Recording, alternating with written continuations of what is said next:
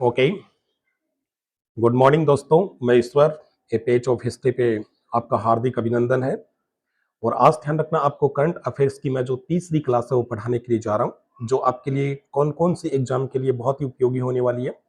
एक आपका नंबर एक फर्स्ट ग्रेड के लिए, सेकंड बात करते हैं तो सेकंड ग्रेड के लिए, तीसरी बात करते हैं तो आपके रीट के लिए, इसके अलावा आपके रेलवे और एसएससी के लिए बहुत ही उपयोगी और महत्वपूर्ण क्लास है। तो आप लोग देखना ना भूलें और ध्यान रखना, क्लास को पूरा देखना है, क्लास को बीच में स्किप ना करें।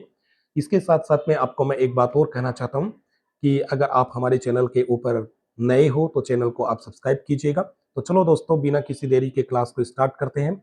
और पहला क्वेश्चन देखिएगा, बहुत ही इंपॉर्टेंट क्वेश्चन है। स्कूलों में गर्म पका हुआ भोजन उपलब्ध कराने के लिए कौन सी योजना चलाई गई है। यानी कि जो बच्चे लोग हैं स्कूल के अंदर आते हैं, उनको एकदम बिल्कुल गर्मा गर्म ताजा पका हुआ भोजन है वो उपलब्ध करवाने के लिए एक योजना चलाई गई है। उस योजना का जो नाम है वो ध्यान रखना आपका क्या होगा, तो वो होगा आपका प्रधानमंत्री पोषण योजना।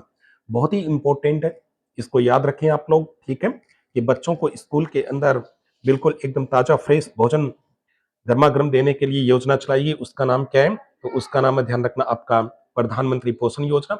ये जो योजना है, ये योजना आपकी चलाई गई थी, ध्यान रखना, आप लोगों को याद रखना है, 29 सितंबर 2021 को ये योजना प्रारंभ की गई थी। इसके अलावा मैं आपको एक बात और बताता हूं। देखिएगा, बच्चों को स्कूल के अंदर गर्म भोजन तो दिया ही जाता है, इसके साथ साथ में ध्यान रखना, बच्चों को आपके एक दूध की योजना भी चलती है कि बच्चों को स्कूल में प्रार्थना होने के बाद में ध्यान रखना उनको अब दूध दिया जाता है। तो वो दुग्ध जो योजना, उसका नाम क्या है, तो उसका नाम है, ध्यान रखना, आपका बाल गोपाल योजना। बाल गोपाल योजना, जिसके अंदर बच्चों को क्या दिया जाता है, उनके स्वास्थ्य को देखते हुए दूध दिया जाता है बच्चों को पिलाने के लिए। और देखिएगा, पाउडर आता है, वो पाउडर कितना ग्राम पाउडर, दूध दूध का ध्यान रखना, पाउडर आता है, उस पाउडर को पानी में मिला करके दूध बनाया जाता है। तो एक बच्चे को ध्यान रखना कितना ग्राम पाउडर दिया जाता है, तो आपका 15 ग्राम पाउडर होता है, ठीक है। उसके बाद में ध्यान रखना, इसके अंदर चीनी, इसके अंदर पानी, इन सब चीजों को मिला करके इसकी जो मात्रा हो जाती है वह ध्यान रखना आपके कितनी हो जाती है, तो 1.50, यानी कि आपके लगभग 150 ग्राम के आसपास एक बच्चे को क्या दिया जाता है, दूध दिया जाता है, जिसके अंदर 15 ग्राम किसकी मात्रा होती है, तो पाउडर की मात्रा होती है। ओके, तो पहला क्वेश्चन कंप्लीट, पहले का सही जो उत्तर होगा वह क्या होगा, बी होगा, ठीक है। तो चलो दोस्तों, आगे बढ़ते हैं क्वेश्चन नंबर 2 पे। क्वेश्चन नंबर 2 देखिएगा, क्वेश्चन नंबर 2 की अगर बात करते हैं तो क्वेश्चन नंबर 2 क्या है, 18वीं लोकसभा में सबसे ज्यादा नाटो पर वोट कहां पड़े थे। 18वीं जो लोकसभा थी आपके 2024 के अंदर, जिसके चुनाव हुए हैं हाल ही के अंदर, उसके अंदर सबसे अधिक जो नाटो के वोट है वो कहां पड़े, तो ध्यान रखना, इसका सही जो आंसर होगा वो होगा आपका बी, मध्य प्रदेश, ठीक है। एक और जानकारी बता देता हूं, देखिए मध्य प्रदेश के अंदर एक शहर पड़ता है जिसका नाम क्या है, इंदौर। क्या नाम है, इंदौर। इस इंदौर के अंदर सबसे अधिक आपके जो आपके नाटो वोट है वो पड़े थे, और ध्यान रखना इनकी संख्या कितनी थी, 2.18, 2.18 लाख, ठीक है ना, लगभग, यानी कि 2,18,000 के आसपास आपके नाटो के ऊपर वोट डाले गए थे, कहां पर, इंदौर के अंदर। और इंदौर आपका कहां पड़ता है, तो मध्य प्रदेश के अंदर। तो 18वीं लोकसभा के अंदर सबसे अधिक ज्यादा जो नाटो के ऊपर वोटिंग की गई वो आपकी कहां की गई थी, तो मध्य प्रदेश के अंदर। और मध्य प्रदेश में कहां पर, तो इंदौर के अंदर की गई। इसके साथ साथ में देखिएगा, 18वीं लोकसभा की एक बात और देखिएगा, 18वीं लोकसभा के अंदर आपकी सबसे बड़ी जो जीत थी, वह जीत ध्यान रखना आपके कौन से कैंडिडेट की हुई, तो उनका नाम बताया जाता है, उनका नाम है, ध्यान रखना, आपके शंकर लालवाणी, शंकर लालवाणी। इनकी 18वीं लोकसभा के अंदर सबसे बड़ी क्या हुई, जीत हुई।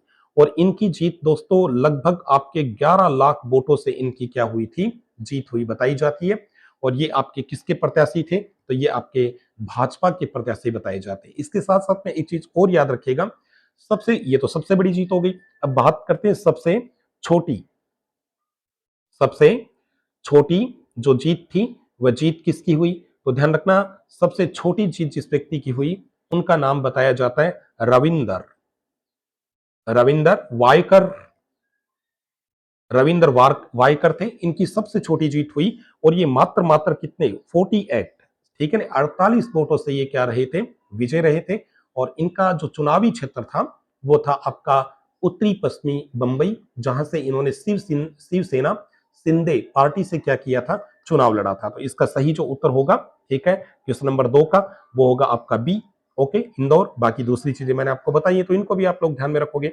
चलिएगा नेक्स्ट देखिएगा, क्वेश्चन नंबर 3 पे देखिएगा। क्वेश्चन नंबर 3 के अंदर क्या है, तो क्वेश्चन नंबर 3 की अगर बात करते हैं तो वो क्या है, एक देश एक चुनाव विधेयक पर चर्चा करने के लिए गठित कमेटी का अध्यक्ष किसे बनाया गया।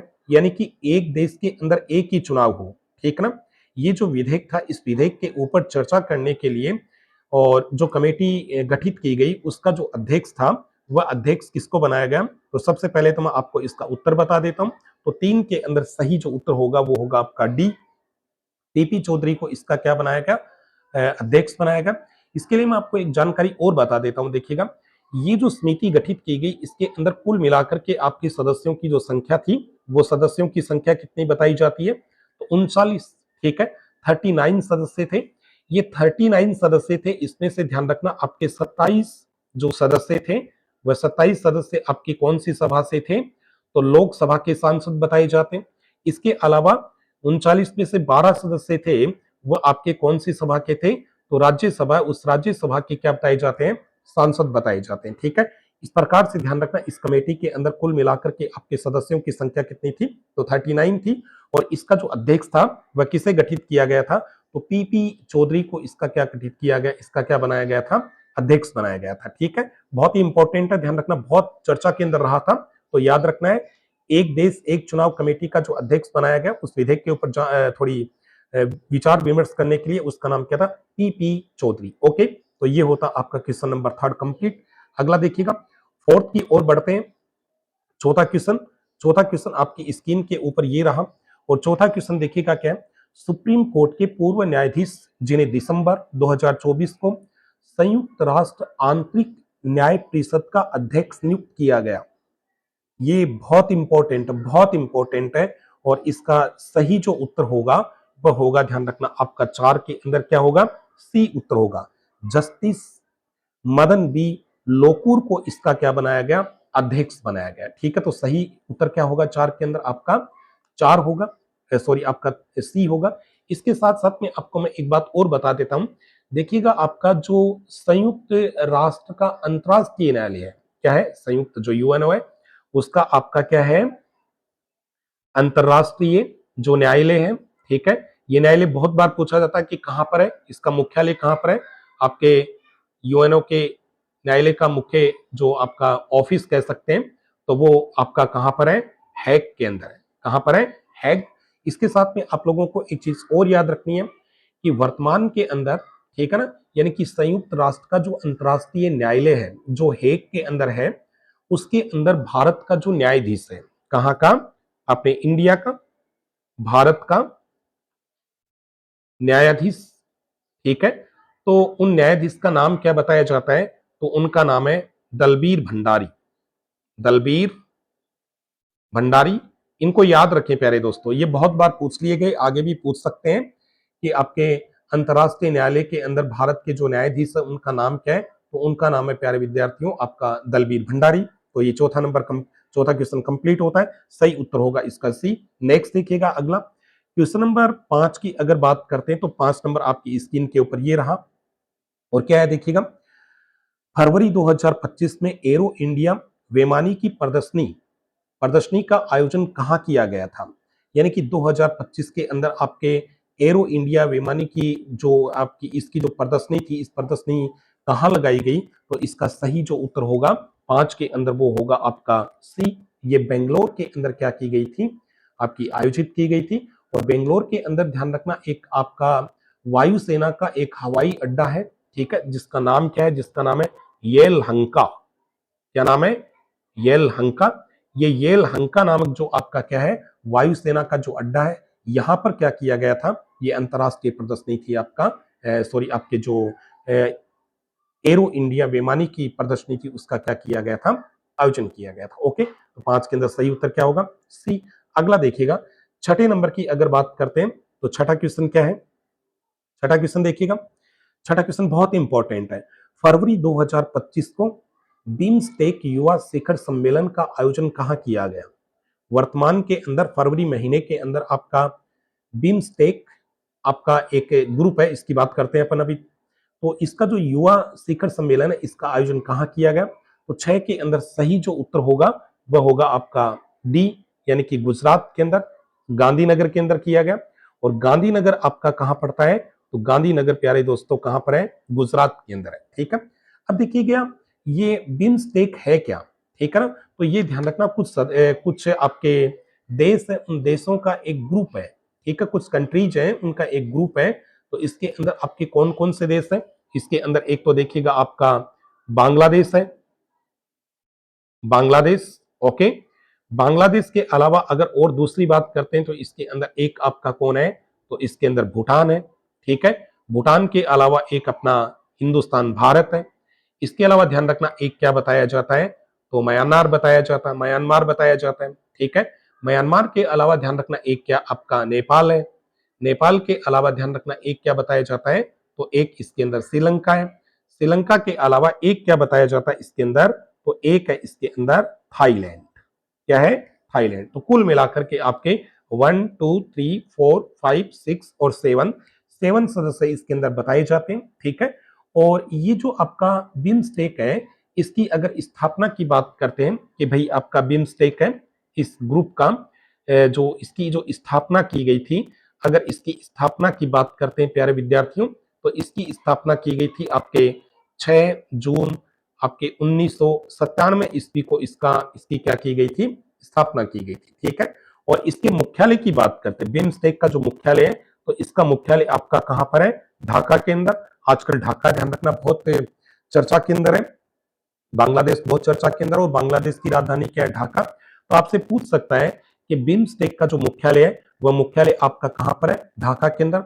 आपसे ये भी पूछ सकता है इसकी स्थापना की कब की गई? तो 1997 के अंदर की गई, क्योंकि हाल ही के अंदर बड़ा क्या है, ये चर्चा के अंदर चल रहा है, ठीक है। और ये जो सम्मेलन था ये आपका क्यों आयोजित किया गया? तो इसका उद्देश्य ये था कि बिम्स्टेक के जो जितने भी युवा हैं, ठीक है, जो पढ़े लिखे हैं, उन युवाओं को ध्यान रखना आपके एक ही मंच के ऊपर क्या करना? आपका एकत्रित करना। ये इसका क्या था? एक ही मंच के ऊपर वो एकत्रित हो, ये इसका क्या बताया जाता है? तो आपका उद्देश्य बताया जाता है। तो ये क्वेश्चन नंबर आपका क्या होता है? 6 कंप्लीट होता है। क्वेश्चन नंबर 7 की अगर बात करें तो क्वेश्चन नंबर 7 देखिएगा, क्वेश्चन नंबर 7 की बात कर रहे हैं अपन। 7 देखिएगा आपका 7 का ये रहा। और क्या है 7 का? देखिएगा, हाल ही में प्रधानमंत्री नरेंद्र मोदी ने ग्रीन हाइड्रोजन हब प्रोजेक्ट का शिलान्यास कहाँ किया है? यानी कि कहने का मतलब वर्तमान के हम अंदर हमारे देश के प्रधानमंत्री मोदी जी हैं, उनके द्वारा आपका ग्रीन हाइड्रोजन हब प्रोजेक्ट का जो उद्घाटन किया गया, वह उद्घाटन कहाँ किया गया? तो इसका सही उत्तर होगा आपका ए, विशाखापट्टनम में किया गया। और विशाखापट्टनम के अंदर एक स्थान है जिस स्थान का नाम बताया जाता है पुदीम पुदीम डाका, ठीक है। इस स्थान के ऊपर किया गया और ये कहां पड़ता है? विशाखापट्टनम के अंदर। और विशाखापट्टनम कहां पड़ता है? तो विशाखापट्टनम प्यारे दोस्तों कहां पड़ता है? आंध्र प्रदेश के अंदर पड़ता है। तो ध्यान रखना आपके वर्तमान के अंदर किसका? तो आपके ग्रीन हाइड्रोजन हब प्रोजेक्ट का उद्घाटन कौन सी जगह पर किया गया? तो पुदीम डाका के अंदर, ये विशाखापट्टनम में पड़ता है, यानी कि आंध्र प्रदेश के अंदर किया गया। तो 7 के अंदर सही उत्तर क्या होगा? ए होगा। चलिएगा बढ़ते हैं 8 की ओर। 8 का क्वेश्चन देखिएगा। 8 का क्वेश्चन क्या है? भा, भारत का पहला ग्रीन हाइड्रोजन फ्यूलिंग स्टेशन कहां तैयार किया गया है? भारत का पहला ग्रीन हाइड्रोजन फ्यूलिंग स्टेशन कहां स्थापित किया गया या तैयार किया गया? तो इसका सही जो उत्तर होगा वो होगा आपका लेह लद्दाख। अगर सिंपल पूछता है तो अकेला क्या करना है? लेह के अंदर है, ठीक है ना। सिंपल वास्तव में है कहां पर? लेह के अंदर है, ठीक है ना। यहां पर आपका अपने भारत का पहला ग्रीन हाइड्रोजन फ्यूलिंग स्टेशन क्या किया गया? तैयार किया गया। और इसका देखिएगा, ऐसा कहा जाता है कि इस क्षेत्र के अंदर आपकी हाइड्रोजन, उस हाइड्रोजन से 5 क्या चलाई जाएंगी? तो आपकी बस है वो बस चलाई जाएंगी, ठीक है। सबसे पहले यहां पर कहते हैं कि आपके 5 हाइड्रोजन फ्यूल सेल से क्या चलाई जाएंगी? बसें चलाई जाएंगी। तो केवल ये ज्यादा इंपॉर्टेंट नहीं है, लेकिन ये इंपॉर्टेंट है कि भारत का पहला ग्रीन हाइड्रोजन फ्यूलिंग स्टेशन है वो कहां पर है, तो वो आपके लेह के अंदर है। कहां पर है? लेह के अंदर। याद रखना, बहुत इंपॉर्टेंट है। ओके, नेक्स्ट देखिएगा आगे। अगर क्वेश्चन नंबर 9 की अगर बात करते हैं तो क्वेश्चन नंबर 9 क्या है? क्वेश्चन नंबर 9 बहुत इंपॉर्टेंट है, गजब का क्वेश्चन है, ध्यान रखना। देश का पहला वर्टिकल रेल ब्रिज कहां तैयार किया गया है? भारत का पहला, पूरे इंडिया का ध्यान रखना, पहला आपका जो क्या है वर्टिकल रेल ब्रिज है वो कहां तैयार किया गया? तो ये तैयार किया गया आपका कहां पर? रामेश्वरम। कहां पर तैयार किया गया? रामेश्वरम। अब देखिएगा इसकी खास विशेषता क्या है। ये जो आपका वर्टिकल रेल ब्रिज बनाया गया इसकी खास विशेषता है, ये ध्यान रखना दोस्तों, पानी के ऊपर बनाया जाता है। किसके ऊपर बनाया जाता है? तो ये पानी के ऊपर बनाया जाता है। और इसके नीचे से ध्यान रखना, कोई भी अगर कोई भी शिप इसके नीचे से गुजरेगा, ठीक है, कोई भी जहाज इसके नीचे से जाएगा, तो इसका एक जो पार्ट होगा, चाहे ये वाला मान लो, चाहे ये वाला मान लो, ठीक है, एक जो इसका हिस्सा होगा वह लगभग यानी कि कितना मीटर? आपका 17 मीटर क्या उड़ जाएगा? अपने आप ऊपर, ऑटोमेटिक ऊपर उड़ जाएगा। ठीक है, जैसे ही इसके नीचे से क्या गुजरेगी? शिप यानी कि जहाज गुजरेगा, तो इसका एक जो हिस्सा है वह 17 मीटर क्या हो जाएगा? ऊपर उड़ जाएगा। और आपका जो जहाज होगा, आपकी शिप होगी, वह आराम से इसके नीचे से गुजर जाएगी। ठीक है, ऐसे जो ब्रिज होते हैं उनको क्या कहते हैं? वर्टिकल रेल ब्रिज के नाम से पुकारा जाता है। इसकी एक बात मैं और बताता हूं आपको, ये वाक्य में देखिएगा रियल में बनाया कहां गया? वैसे तो देखिएगा कहां बनाया गया? रामेश्वरम के अंदर। लेकिन रियल बात करें कि कहां बनाया गया, तो वहां पे एक जगह है, ठीक है, जिसका नाम क्या है? पनबन। ठीक है, पनबन। इस यहां पे इसका क्या किया गया? निर्माण किया गया। ठीक है, और इसका जो मुख्य उद्देश्य वो मुख्य उद्देश्य क्या है? तो ये कहते हैं कि आपका जो क्या है रामेश्वरम, रामेश्वरम जो द्वीप है, ठीक है, इस द्वीप को कहते हैं कि आपकी जो मुख्य भूमि है, क्या है? मुख्य भूमि है। उस मुख्य भूमि से इसका जोड़ने का क्या है? मुख्य उद्देश्य बताया जाता है। आपको जानकारी के लिए बता देता हूं कि इसकी कुल मिलाकर के जो टोटली इसकी जो लंबाई है वह लंबाई है दोस्तों 2.07 किलोमीटर। ठीक है, लगभग आपका 2.5 किलोमीटर से कुछ ज्यादा है, यानी कि आपका 2.07 किलोमीटर इसकी क्या बताई जाती है? लंबाई। ठीक है, तो बहुत ही इंपॉर्टेंट है, देश का पहला ये वर्टिकल रेल ब्रिज है, तो इसको याद रखना। ये कहां बनाएगा? रामेश्वरम। रामेश्वरम के अंदर भी कहां पर? तो आपको याद रखना है पनबन के अंदर इसका क्या किया गया है? निर्माण किया गया। ओके, चलो बढ़ते हैं आगे। क्वेश्चन नंबर 10 की अगर बात करते हैं तो क्वेश्चन नंबर 10 देखिएगा, राष्ट्रीय समुद्री विरासत परिसर कहाँ विकसित किया जाएगा? ये एक ध्यान रखना, एक परिसर, एक गलियारा रूप में से इसको बनाया जाएगा। तो ये जो परिसर है ये कहां पर स्थापित किया जाएगा? बंगाल की खाड़ी, तमिलनाडु, उड़ीसा, लोथल। तो इसका सही जो उत्तर होगा 10 के अंदर वह क्या होगा? आपका डी होगा, लोथल के अंदर। और जानकारी के लिए बता देता हूं कि लोथल है, ये लोथल नामक जो आपका एक पुरातात्विक स्थल है, ये कहां पड़ता है? तो ये गुजरात के अंदर स्थित है। तो ध्यान रखना है, राष्ट्रीय समुद्री विरासत परिषद कहां विकसित किया जा रहा है? तो ये आपका लोथल के अंदर। नेक्स्ट देखो, क्वेश्चन नंबर 11 की अगर बात करते हैं तो क्वेश्चन नंबर 11 है, हाल ही में कितनी क्षेत्रीय भाषाओं को शास्त्रीय भाषा का दर्जा दिया गया? 5, 6, 7 और 8।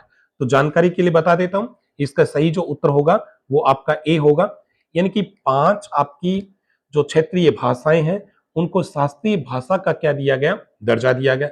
अब ये कौन कौन सी है? जैसे नंबर 1 बात करते हैं तो इसके अंदर नंबर 1 है, उसका नाम है आपका असमिया। असमिया के अलावा दूसरी बात करते हैं तो दूसरी का नाम है बंगाली। बंगाली, बंगाली के अलावा तीसरी की बात करते हैं तो वो है आपकी मराठी। चौथी की अगर बात करते हैं तो उसका नाम है पाली। पाली बड़ा इंपॉर्टेंट है, पाली। ठीक है, पाली को याद रखना, इंपॉर्टेंट है पाली। 5 नंबर की बात करते हैं तो वो एक क्या है? प्राकृत। ठीक है, ये दो बहुत इंपॉर्टेंट है कि हाल ही के अंदर कौन सी भाषाओं को शास्त्रीय क्षेत्रीय भाषाओं को शास्त्रीय भाषा का दर्जा दिया गया? तो वो आपकी असमिया है, आपकी बंगाली है, आपकी मराठी है, आपकी पाली और प्राकृत। इसके अंदर ये दो इंपॉर्टेंट है, इनको याद रखना। अब कुल मिलाकर के ध्यान रखना, 5 तो ये हो गई, उससे पहले ध्यान रखना कितनी थी? 6 थी। ठीक है, तो 6 और 5 कितने हो गए? 11। तो वर्तमान के अंदर कुल मिलाकर के आपके शास्त्रीय कितनी शास्त्रीय भाषाएं जिनको आपका कितनी क्षेत्रीय भाषाएं जिनको ध्यान रखना आपका क्षेत्रीय भाषा का दर्जा प्राप्त है, तो उनकी संख्या कितनी है, तो उनकी संख्या 11 है। ये 5 हाल ही के अंदर मिलाई गई।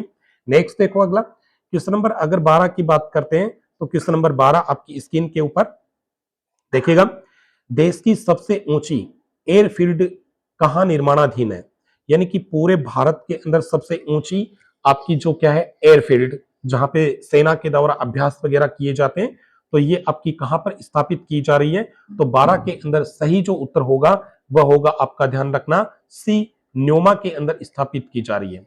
जानकारी के लिए बता देता हूं, नोमा कहां पड़ता है, तो नोमा न्योमा आपका पड़ता है लद्दाख के अंदर। कहां पर है, तो ये लद्दाख के अंदर पड़ता है। और देखिएगा लद्दाख है, उस लद्दाख के अंदर जो आपका न्योमा है, उस न्योमा के अंदर एक गांव पड़ता है, गांव का नाम क्या है, मुदगांव है। क्या नाम है, बहुत ध्यान से सुनना और याद रखना, मुदगांव, ठीक है ना। ये जो मुदगांव है, इस मुदगांव के अंदर वाक्य में ये जो आपकी एयरफील्ड है, इस एयरफील्ड का निर्माण किया जा रहा है। दोबारा देखना, वाकई में ये जो एयरफील्ड है ये आपकी कहां पर है, मुदगांव के अंदर। मुदगांव है ये आपका कहां पड़ता है, न्योमा के अंदर। न्योमा आपका कहां पड़ता है, लेह के अंदर पड़ता है, ठीक है। जानकारी के लिए बता देता हूं, इसकी जो ऊंचाई होगी दोस्तों, वह होगी आपकी ध्यान रखना 13,700 फीट ऊंचा होगा ये, ठीक है। 13,700 फीट इसकी क्या होगी, ऊंचाई होगी, जो ये आपका एयरफील्ड है ये वाला, ठीक है। इसके अलावा देखिएगा और अगर बात करते हैं, तो यहाँ पे आपका कितना किलोमीटर, तो 3 किलोमीटर, 3 किलोमीटर एक क्या बनाया जा रहा है, तो आपका एक रनवे है, वह रनवे लगभग लगभग बन करके तैयार हो चुका है, ठीक है। हो सकता है उसका 2025 के अंदर उसकी शुरुआत भी कर दी जाए, ठीक है ना, लेकिन प्रेजेंट टाइम के अंदर ये निर्माणाधीन है। इसके अलावा देखिएगा एक चीज और याद रखना, ये जो आपका मुदगांव के अंदर ये जो आपकी ये रनवे बना है, ये रनवे ध्यान रखना अपना जो देश है, अपने भारत देश का और सबसे ऊंचा क्या होगा, सबसे ऊंचा और क्या बताया जाता है, ये हवाई अड्डा होगा। क्या होगा, हवाई अड्डा। तो ये भी एक जानकारी आप लोगों को याद रखनी है कि देश का सबसे ऊंचा जो हवाई अड्डा होगा वह न्योमा के अंदर होगा, न्योमा के अंदर मुदगांव के अंदर होगा, और ये दोनों कहां पड़ते हैं, तो ये लद्दाख के अंदर पड़ते हैं। तो ठीक है दोस्तों, तो ये बड़ी विशेष जानकारी है, इसको आप लोग भूले नहीं, याद रखें। नेक्स्ट देखिएगा क्वेश्चन नंबर बात करते हैं अपन 13 की, तो 13 का देखिएगा, 13 का बहुत इंपॉर्टेंट है, क्योंकि 13 का जो क्वेश्चन है उसके अंदर जिस व्यक्ति की अपन बात करेंगे वो व्यक्ति हाल ही के अंदर बड़ा चर्चा के अंदर है, ठीक है। देखिएगा बांग्लादेश की अंतरिम सरकार के प्रधानमंत्री शहाबुद्दीन मोहम्मद यूनुस को नोबेल पुरस्कार कब मिला था।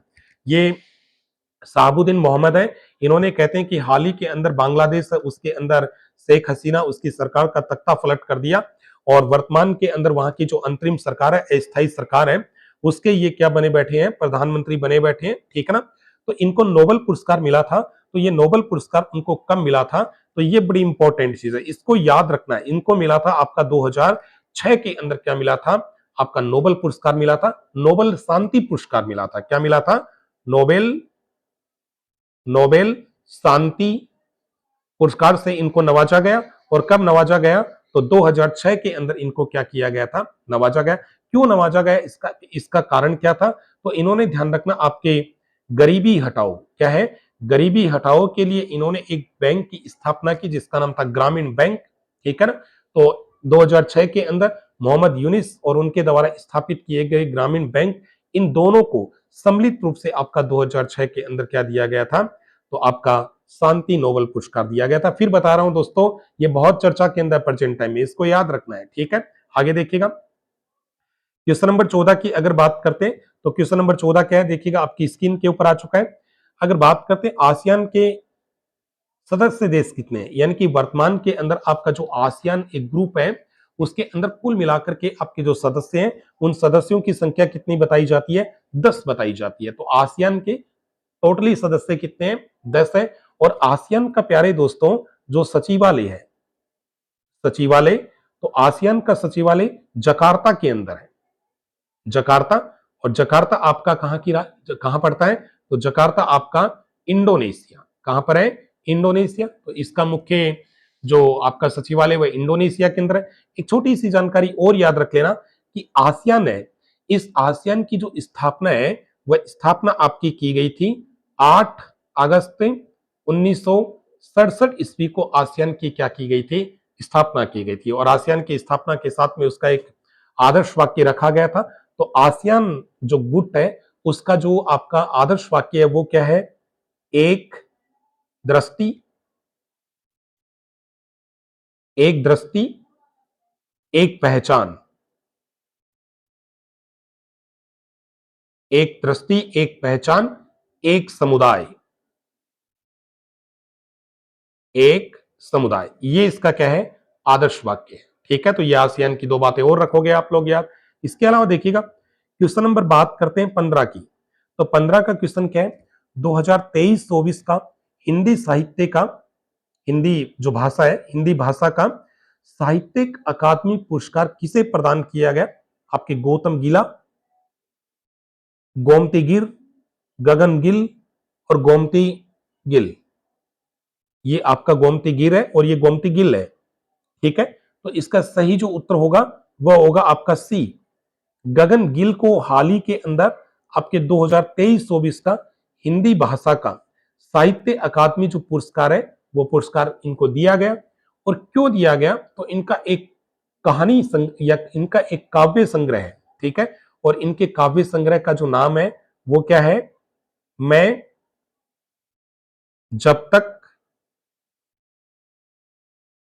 आई बहार, ये इनका काव्य संग्रह है दोस्तों, याद रखना। इसका आपके गगन गिल का।